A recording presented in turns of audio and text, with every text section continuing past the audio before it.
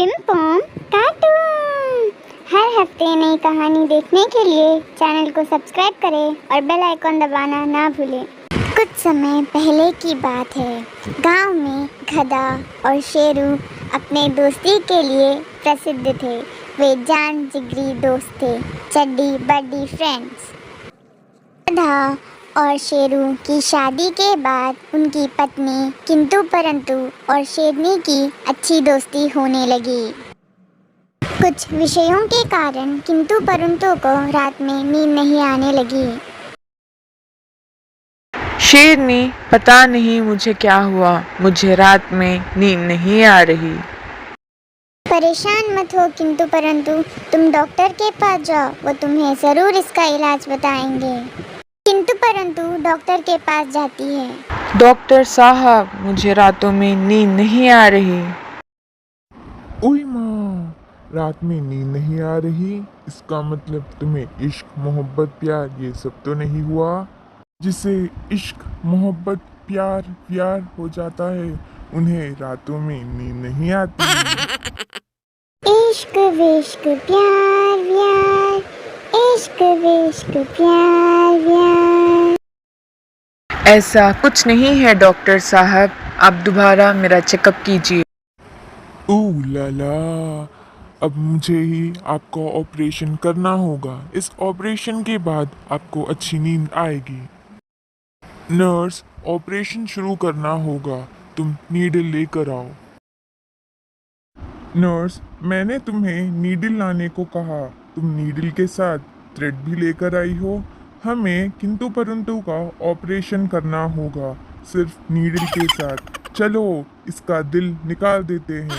ये दिल ही तो है जिससे इश्क विश्क प्यार मोहब्बत होता है। जब दिल नहीं होगा तो ये सब इश्क विश्क प्यार नहीं होगा और किंतु परंतु को अच्छी नींद आएगी।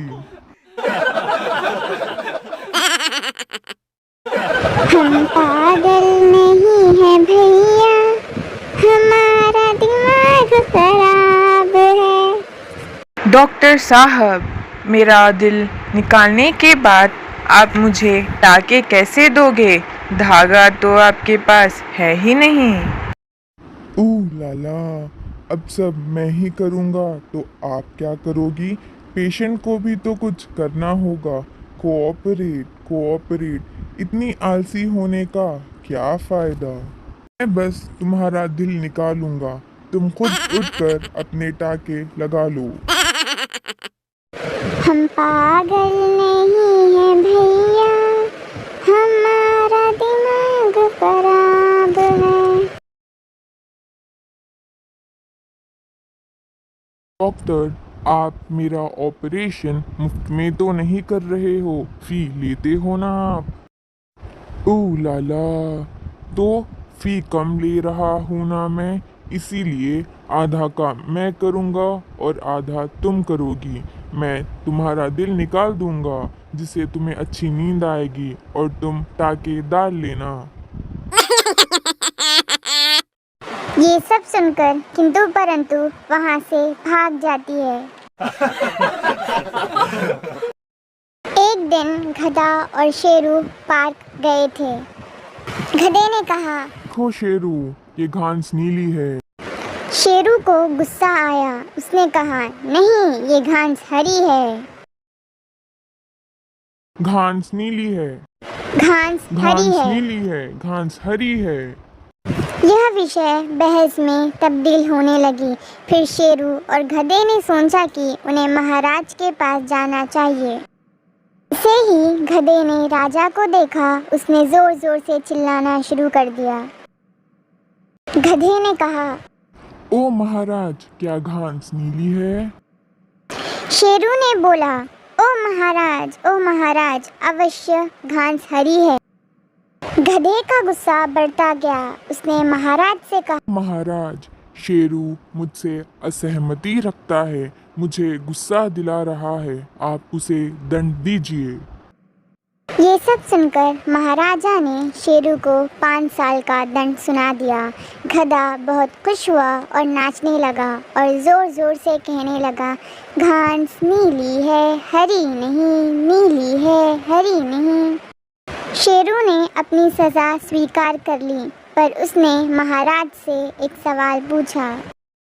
ओ महाराज, आपने मुझे दंड क्यों दिया? घास तो हरी है ना? महाराजा ने कहा। तुम सही हो शेरू, घास हरी है। फिर शेरू ने कहा, जब आपको पता है कि मैंने सही बोला तो आपने मुझे दंड क्यों दिया? महाराज ने बोला, मैंने तुम्हें ये दंड इसीलिए नहीं दिया कि घास हरी है या नीली। दंड इसीलिए दिया क्योंकि इतने बुद्धिमान और बहादुर आदमी को ऐसी बेफिजूल चीज़ों में अपना वक्त ज़ाया नहीं करना चाहिए। उसके ऊपर मेरे जैसे लोगों को परेशान नहीं करना चाहिए। एक अक्लमंद इंसान के लिए इतना वक्त नहीं है कि वो गधे लोगों से बहस करे और ऐसे फालतू सवाल के जवाब में लगे रहे। वक्त बर्बाद करने का सबसे बदतरीन तरीक़ा ये है कि किसी ऐसे पागल से बहस करें जिसे सच्ची बात से लेना देना नहीं, बल्कि अपने झूठ को सच साना ज़रूरी है। हमें अपना वक्त बहस करने में बर्बाद नहीं करना चाहिए। गधे लोग वो है जिसे हम कितना भी सच साबित कर लो, वो कभी नहीं मानेंगे, क्योंकि वो जलन से भरे पड़े होते हैं। उनको लगता है कि सिर्फ वो सही है और सारी दुनिया गलत है। इन वर्ल्ड फुल ऑफ गधे, बी लाइक शेरू।